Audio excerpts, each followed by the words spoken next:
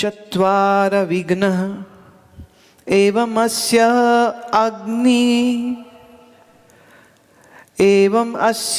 अग्निः निर्विकल्पस्य लय विक्षेप कषाय रसस्वाद लक्षणात् चत्वारो विघ्न संभवन्ति।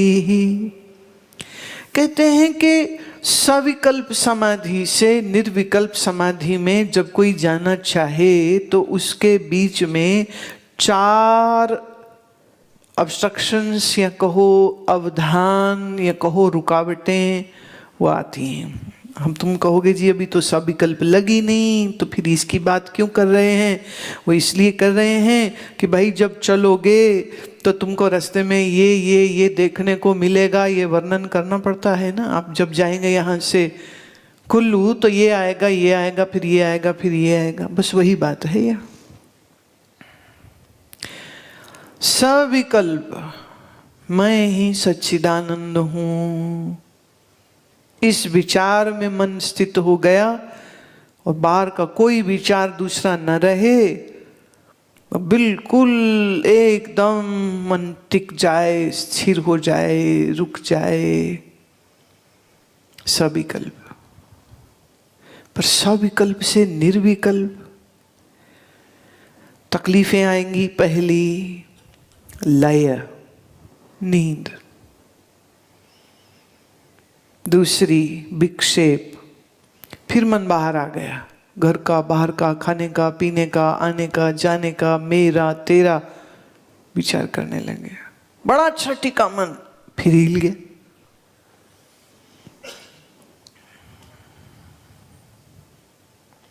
एक तो विक्षेप वो है जो तुम बेवकूफी से बाहर से खड़े कर लेते हो, पर एक विक्षेप वो है जो तुम्हारे चित्त से बाहर निकलते रहते। जब कोई जैसे मान लो आप कहो कि ना हमारे घर में शोर बड़ा है, टीवी चलता है, पड़ोसी शोर करते हैं, हम कैसे ध्यान में बैठे, मन ना वहाँ चला जाता है। अच्छा तो घर में नहीं रहेंगे, चले गए कहाँ? आश्रम में चले गए। आश्रम में गए, अब कमरा है, वहाँ न पत्नी है, न बच्चे हैं, न रेडियो है, न टीवी है, न पड़ोसी है, कोई नहीं है। पर फिर वहाँ पास वाले कमरे में कोई रह रहा है, फिर उसकी आवाज़ आ रही है, फिर उसकी खटर पटर परेशान करिए, अरे मन वहाँ चला जाता है। ये भी ठीक नहीं। जंगल में जाते हैं, जंगल में जाएं तो वहाँ बैठ गए किसी वृक्ष के, किसी चट्टान के तले के, यहाँ कोई नहीं, पर वहाँ गंगा की आवाज़ आती है, गंगा बहती है कभी। और जब मानसून में इतनी जोर से बहती है, इतनी भयंकर बहती है, और अचानक से पानी बढ़ जाता है। बाबा बैठा ध्यान लगा कि गंगा जी का पानी बढ़ गई, यहाँ तक पानी आया गर्दन तलक, तो उठ के भागा। जिस गंगा को मैया कह रहा था वो मैया से ही दूर भाग जाएगा फिर, क्योंकि शरीर का शक्ति मोह तो है ना, जीवन रक्षा तो करनी है, तो फिर जाएगा गंगा से दूर। अच्छा मैंने थोड़ा पहाड़ में और ऊंचे चले जा। कहाँ चले जाओ? उत्तर काशी चलते, और वहाँ तो शहर बस, चलो और ऊपर चलते, गंगोत्री चलते। अच्छा वहाँ गए तो नहीं, यहाँ भी बड़े तीर्थयात्री आते, बड़ी डिस्टर्बेंस, और ऊपर चलते, चलो गोमुख चले जाओ। गोमुख में गुफा मिल गई, गुफा में बैठे हम, वहाँ ठंड में कुक्कड़ बन गया। भाई ये तो बड़ा मुश्किल है।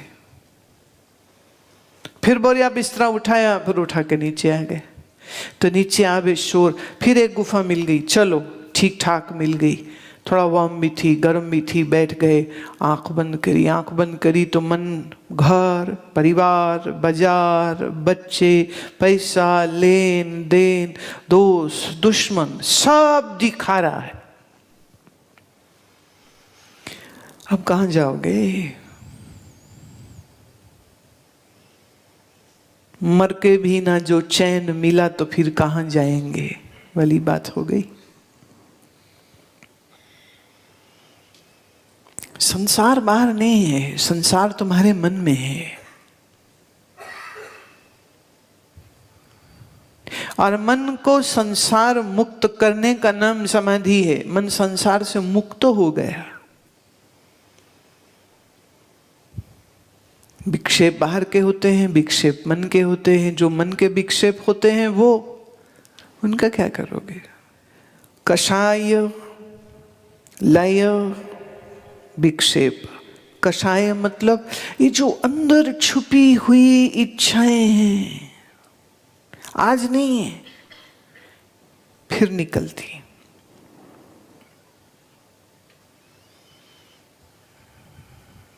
एक बार हमारे पास यहाँ एक आया, हम यहीं रहेंगे, साधु बनेंगे, ऑल नॉनसेंस जो चलता है, तो वो सब उसने बोला। मैं चलो अच्छा ठीक है आ जाओ।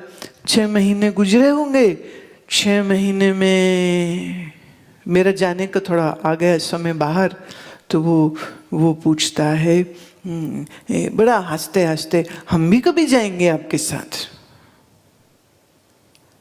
तो हमने बिल्कुल पॉइंट ब्लैंक बोला, बिल्कुल भी नहीं। और बातों बातों में वो ऑलरेडी बड़े सारे मैसेज दे चुके थे, हमारे पास पासपोर्ट भी है, हमारा तो बना हुआ। उन दिनों पासपोर्ट थोड़ा मुश्किल बनता था। फिर उसने सामने से हम ही से पूछ लिया, क्या हम भी कभी चल सकते हैं आपके साथ?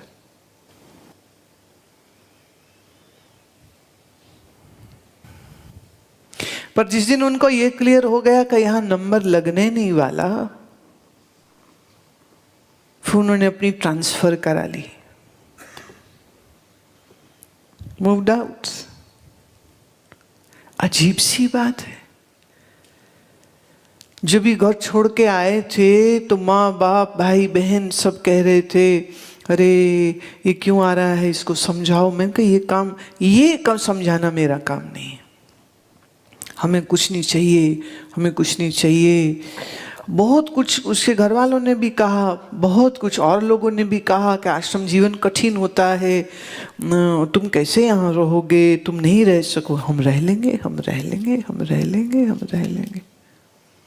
4 महीने तो वैराग्य चल गया, 5वें महीने में उनका वैराग्य पंक्चर हो गया।